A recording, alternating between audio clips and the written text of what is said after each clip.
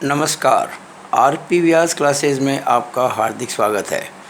Diploma second year civil और mechanical branch में subject code 201 यानी कि सीई या एमई 201 सब्जेक्ट है स्ट्रेंथ ऑफ मटेरियल्स, द्रव्य सामर्थ्य। बहुत महत्वपूर्ण विषय है और इसमें जो पहला चैप्टर है उसका नाम है सिंपल स्ट्रेस एंड स्ट्रेन यानी कि सरल प्रतिबल एवं विकृति।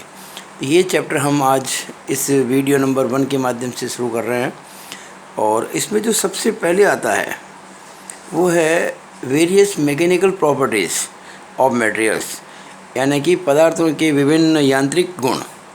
तो जो यांत्रिक गुण हैं पदार्थों के वो आपके सिलेबस में जो दिए गए हैं वो ये 6 हैं। पहला है इलास्टिसिटी यानी हिंदी में कहते हैं इसको प्रत्यास्थता। दूसरा है प्लास्टिसिटी, इसको कहते हैं हिंदी में सुगठिता। तीसरा है डक्टिलिटी, इसको कहते हैं हिंदी में तन्यता। चौथा है ब्रिटलनेस, इसे हिंदी में कहते हैं भंगुरता। पांचवा है टफनेस, इसे हिंदी में कहते हैं कड़ापन। और अंत में दिया है हार्डनेस, इसे हिंदी में कहते हैं कठोरता। अब हम एक एक करके इन प्रॉपर्टीज़ के बारे में समझने की कोशिश करेंगे। सबसे जो पहले गुण है वो है प्रत्यास्थता। तो देखिए प्रत्यास्थता का गुण को हम कैसे समझें।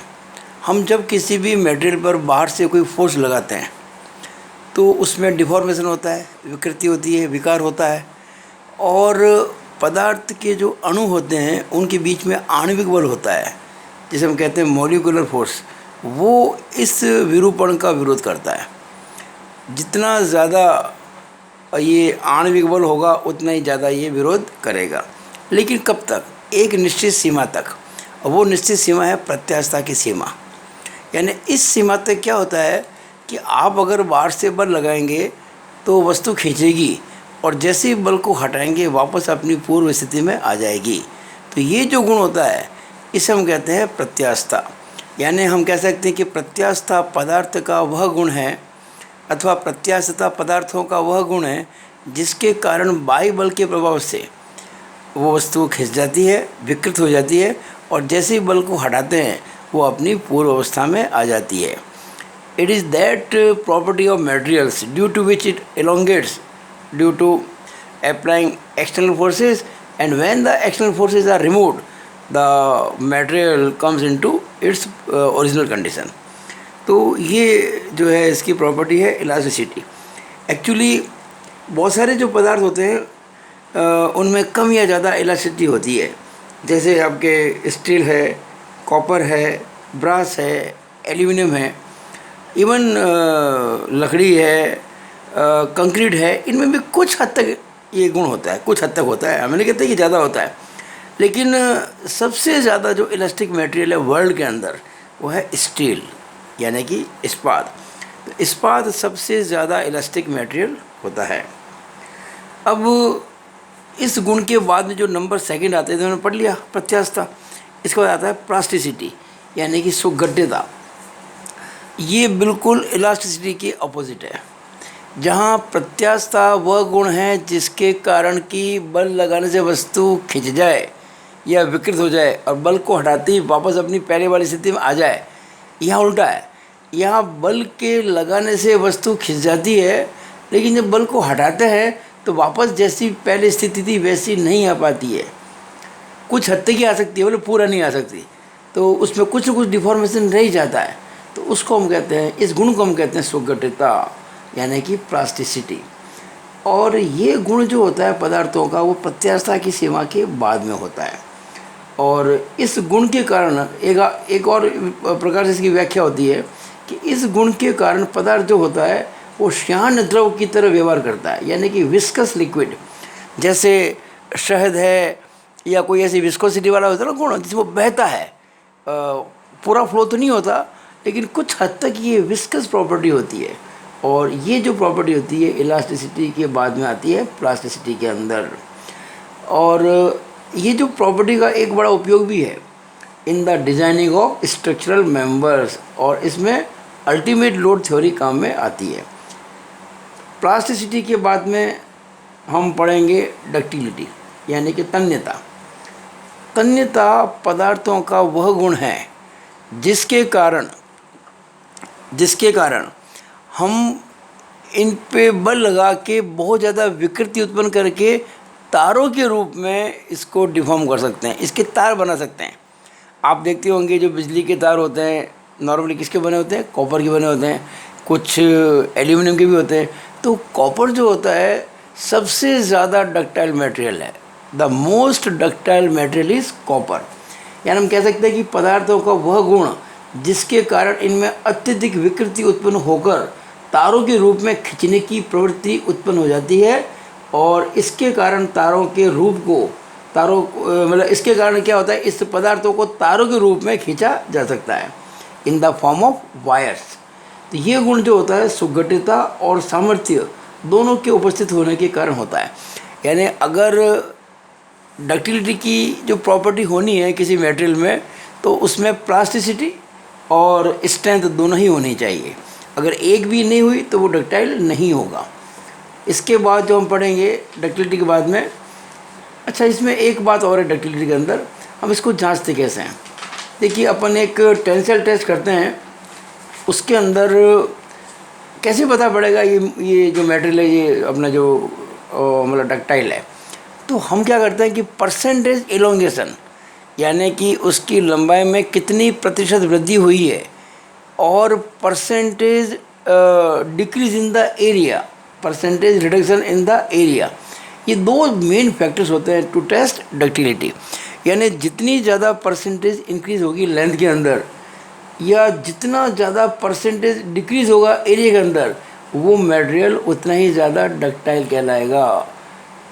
इस डक्टिलिटी के बाद में अब आता है एक अगला जो आता है, उसे कहते हैं भंगुरता या ब्रिटलनेस। यह डक्टिलिटी के बिल्कुल अपोजिट है।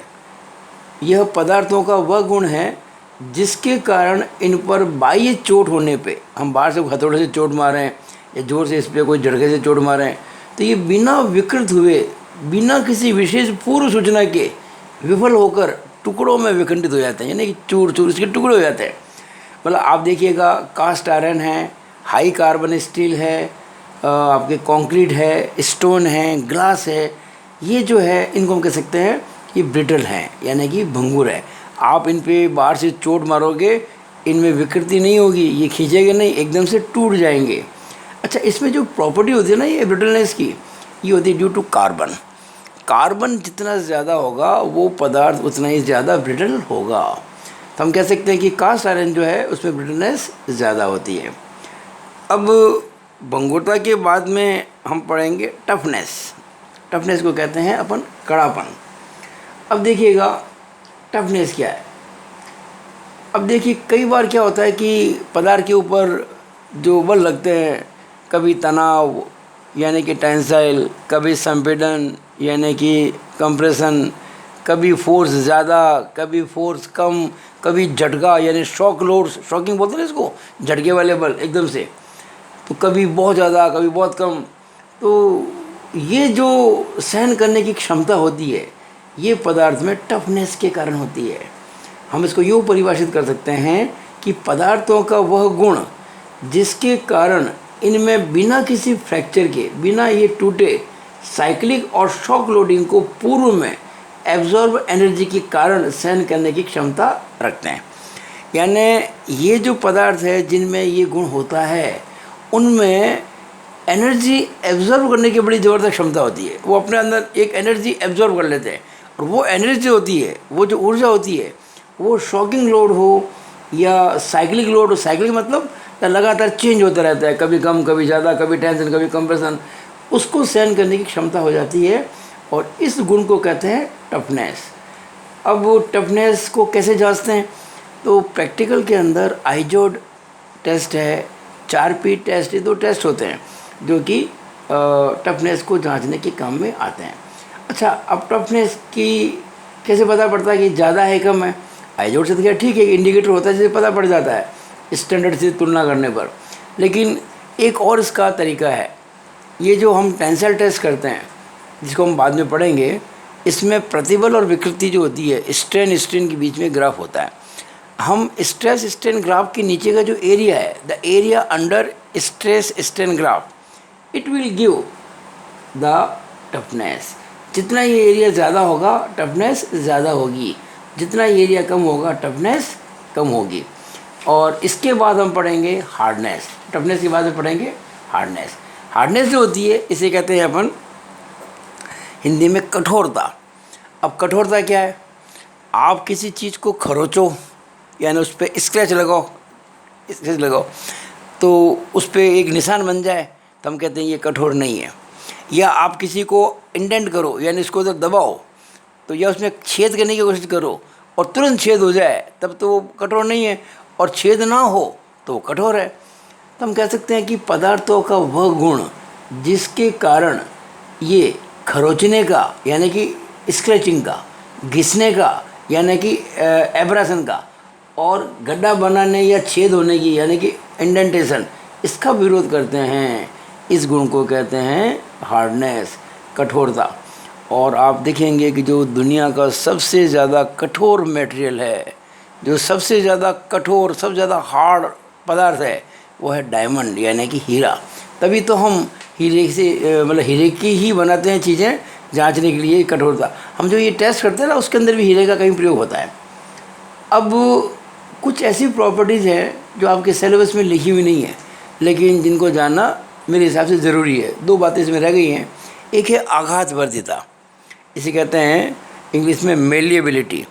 भाई जब हम किसी पदार्थ पर चोट मारें हथौड़े से और उसमें सभी दिशाओं में विकृति होने की क्षमता हो, यानी वो इन ऑल डायरेक्शंस उसमें स्ट्रेन डेवलप हो जाए, बिना टूटे, बिना डिफॉर्म हुए, बिना भंगुर मतलब बिना नष्ट हुए, ये वो चीज़ टूटे नहीं और बाकायदा फैल जाए, यानी हम कह सकते हैं कि आघातवर्जिता पदार्थों का वह गुण है जिसके कारण हम इनकी शीट्स बना सकते हैं। रोलिंग मिल्स होती है, इसमें ये जो फोर्जिंग वगैरह होती है, ये सारे जो है ना, ये इस गुण के कारण पॉसिबल होते हैं, आघातवर्जिता के कारण यानी मेलिएबिलिटी के कारण। इसके बाद एक और बचा हुआ है जो मोस्ट इम्पॉर्टेंट है, स्ट्रेंथ, सामर्थ्य। तो ये पदार्थों का वह गुण है, ये एक्चुअली सबका कंबाइन है। ये पदार्थों का वह गुण है जिसके कारण पदार्थ बिना विफल हुए एक्सटर्नल फोर्सेस को रजिस्ट कर सकते हैं, यानी बिना फेलियर के बाह्य बलों का जो विरोध कर ले सबसे ज़्यादा, वो कहलाता है उसकी सामर्थ्य। तो पदार्थों में जितनी सामर्थ्य ज़्यादा होगी उतना ही उपयोगी होगा। तो ये आज हमने आपको ये जो पहला चैप्टर है सरल प्रतिबल और विकृति, इस पे जो वेरियस मैकेनिकल प्रॉपर्टीज़ है इसके बारे में चर्चा की थी। और आपको एक बात बता दूं मैं, ये मेरा पहला वीडियो लेक्चर है स्ट्रेंथ ऑफ मटेरियल्स में। आने वाले वीडियोस के अंदर आप बहुत सी अच्छी अच्छी बातें देखेंगे, नई बातें देखेंगे, बहुत आसान रूप में देखेंगे। और विश्वास कीजिए, अगर आप मेरे सारे वीडियोस को लाइन से देखते हैं, बिल्कुल अकॉर्डिंग टू प्लान में पढ़ाता हूँ, बिल्कुल on the lines of syllabus, तो आपको कहीं पर भी चिंता करने की ज़रूरत नहीं है। आप मैक्सिमम मार्क्स अपने एग्ज़ाम में प्राप्त कर सकते हैं। मैं पहले पूरी थ्योरी पढ़ाऊँगा किस चीज़ की। आज जो पढ़ा वो बेसिकली थ्योरी थी, उसमें नोट्स बना के आप काम में ले सकते हैं। जो मैंने बोला वो आपको शॉर्ट में समझाया है।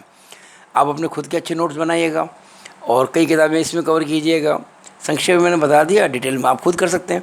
लेकिन इस विषय में न्यूमेरिकल्स ज़्यादा आते हैं, तो मैं पहले किसी भी चैप्टर की थ्योरी को अच्छे से समझाऊँगा, हर फॉर्मूला डिराइव करूँगा, हर चीज़ को अपने अपने छोटे छोटे एग्जाम्पल देके समझाऊँगा। और उसके बाद में जो बोर्ड के आपके पेपर में क्वेश्चन आए हैं पिछले 7-8 सालों के, उनको भी लूँगा। तो मुझे विश्वास है कि आपको फिर कहीं और जाने की ज़रूरत नहीं पड़ेगी। बस आप केवल मेरे इस RP व्यास क्लासेस चैनल को सब्सक्राइब कर लें, आपके पास में ऑटोमेटिकली नोट्स आते रहेंगे। केवल स्ट्रेंथ ऑफ मटेरियल्स नहीं, मैं फ्लूइड मैकेनिक्स है, सॉइल है, फर्स्ट ईयर के अंदर जो मैथमेटिक्स है, मैकेनिक्स है, थर्ड ईयर के अंदर जो थ्योरी ऑफ स्ट्रक्चर्स है, मैं सब पे आने वाले समय के अंदर आपको नोट्स देता रहूँगा और आपके अच्छी चीज़ें सब होती रहेंगी। तो it is all over about the video. एक और बात कि अगर आपको मेरा ये प्रयास अच्छा लगा हो, अगर आपको मेरा ये वीडियो अच्छा लगा हो, तो आप इसको बहुत लाइक करें, इसको आगे कई अपने दोस्तों को भेजें और मेरे चैनल RP व्यास क्लासेस को सब्सक्राइब जरूर करें, ताकि आपको नियमित रूप से मेरे जो वीडियोस हैं मिलते रहें। It is all over about the video. Thank you.